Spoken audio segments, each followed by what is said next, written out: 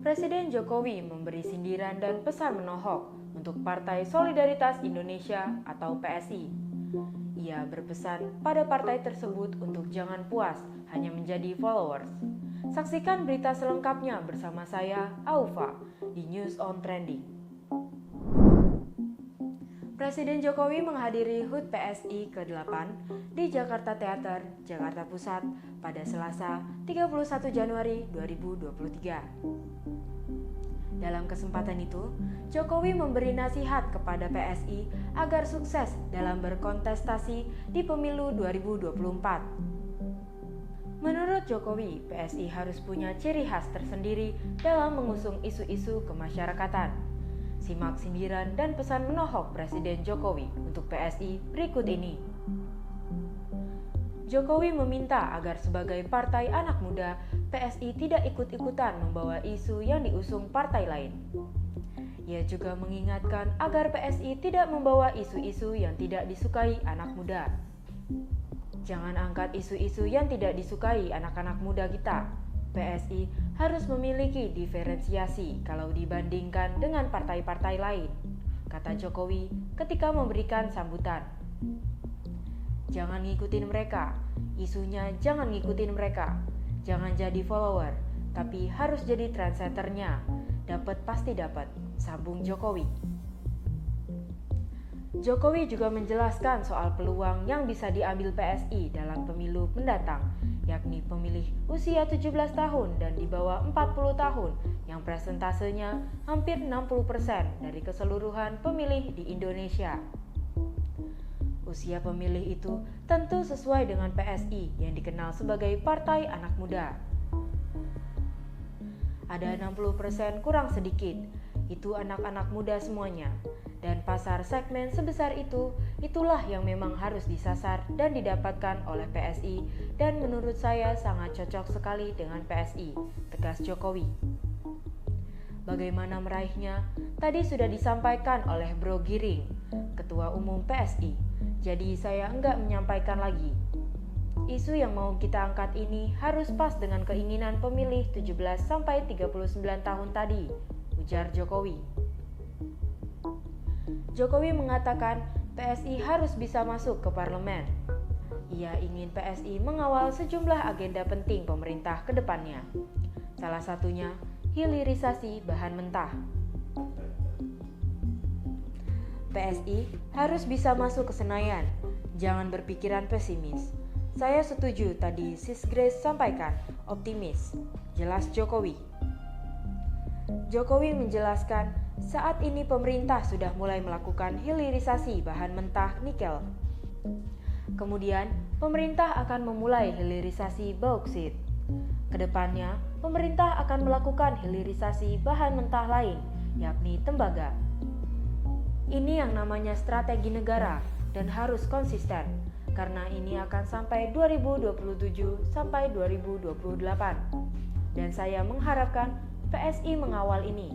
Sekali lagi, semuanya harus optimis bahwa PSI bisa masuk Senayan di 2024, kata Jokowi.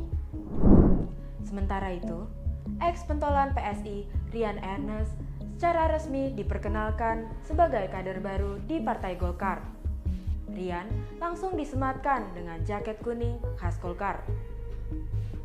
Ketua DPD Golkar DKI Jakarta, Ahmad Zaki Iskandar, mengungkapkan dirinya secara resmi menyampaikan selamat berjuang kepada Rian untuk bersama berjuang dengan Partai Golkar mewarnai politik Indonesia di kantor DPD Partai Golkar DKI Jakarta, Jakarta Pusat, Selasa 31 Januari 2023. Zaki menyampaikan, Rian sebenarnya sudah lama melamar ke Partai Golkar, namun baru hari ini bisa diperkenalkan secara resmi.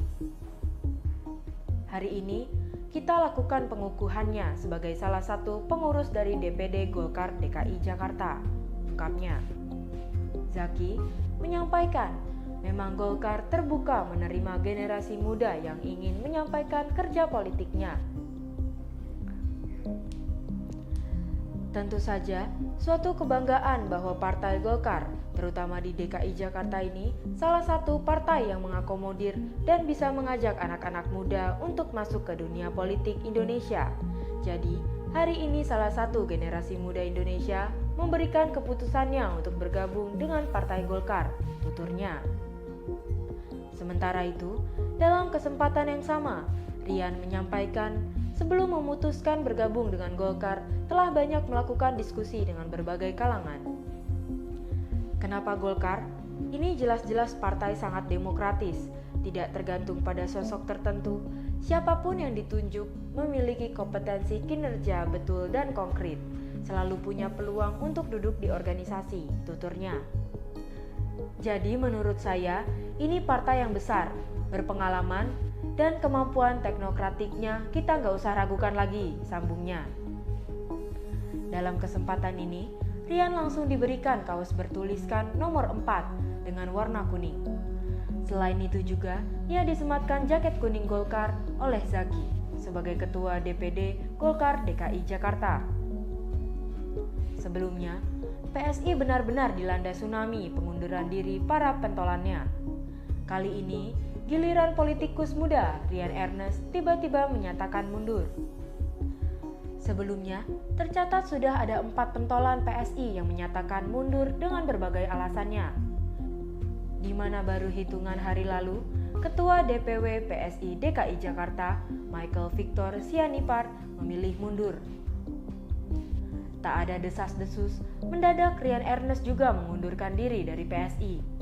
Pria yang pernah menjabat sebagai Direktur LBH PSI itu kini telah mengucapkan terima kasih pada partai yang diketuai Giring Ganesa. Pertama, saya ingin mengucapkan terima kasih pada PSI yang telah menjadi rumah yang begitu hangat dan nyaman selama 4 tahun ini, ujar Rian Ernest dalam video yang diterima Suara.com Kamis 15 Desember 2022.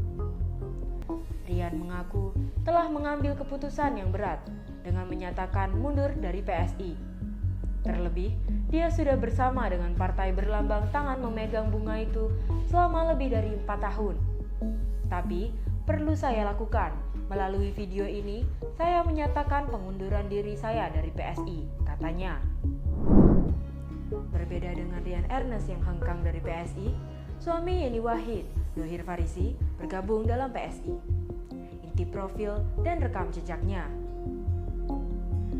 Suami Yeni Wahid, Dhohir Farisi, menjadi kader Partai Solidaritas Indonesia atau PSI. Dhohir diperkenalkan ke publik pada perayaan ulang tahun ke-8 PSI di Jakarta Theater, Jakarta Pusat pada Selasa, 31 Januari 2023 kemarin. Ketua Umum PSI, Giring Ganesa, jadi sosok yang memperkenalkan langsung Dhohir ke Presiden Joko Widodo yang juga hadir dalam acara itu. Simak profil dan rekam jejak Dhohir Farisi, suami Yeni Wahid yang jadi kader PSI berikut ini. Dhohir Farisi merupakan pria kelahiran Probolinggo 11 April 1979 yang berarti kini berusia 43 tahun. Ia adalah lulusan Universitas Gadjah Mada. Selama menganyam bangku kuliah, Dhohir dikenal sangat aktif dalam sejumlah pergerakan mahasiswa pada masa Orde Baru menolak kebijakan anti-demokrasi. Usai lulus, Dhohir Farisi menjadi seorang konsultan komunikasi publik. Ia kemudian mulai terjun ke dunia politik dengan bergabung ke Partai Gerindra. Dhohir Farisi pernah jadi anggota DPR RI dari Partai Gerindra periode 2009 sampai 2014. Dhohir Farisi sempat jadi sorotan publik karena meminang Yeni Wahid yang merupakan putri dari mantan Presiden RI keempat Abdurrahman Wahid atau Gus Dur. Ia bertemu dengan Yeni Wahid ketika berkampanye di Jawa Timur. Keduanya berasal dari partai berbeda, namun dipertemukan dalam sebuah acara politik. Hingga kemudian, keduanya memutuskan untuk menikah pada 15 Oktober 2009. Pada saat itu, Presiden Susilo Bambang Yudhoyono atau SBY dan Wakil Presiden Yusuf Kala jadi saksi pernikahan. Dari pernikahan tersebut, Dhohir Farisi dan Yeni Wahid telah dikaruniai 2 orang anak. Giring Ganesa memperkenalkan Gus Faris, sapaan Dhohir Farisi, di hadapan Presiden Jokowi dan kader PSI lain di acara Kopdarnas HUT ke-8 PSI. Ia menyebut suami Yeni Wahid itu akan memegang peranan penting dalam kemenangan PSI di parlemen. Ada satu orang lagi yang mau saya perkenalkan, Pak. Ini juga, semenjak beliau masuk, saya larinya juga semakin semangat. Izin Gus Dhohir Faris. Ucap Giring disambut riuh peserta Komdarnas. Gus Faris sekarang adalah Dewan Pengarah Kemenangan Pemilu Partai Solidaritas Indonesia. Satu lagi tanda-tanda alam bahwa PSI akan menang di 2024, sambung Giring. Itulah serba-serbi mengenai Partai Solidaritas Indonesia yang sempat disinggung oleh Presiden Jokowi. Saksikan berita terupdate lainnya hanya di News on Trending Suara.com.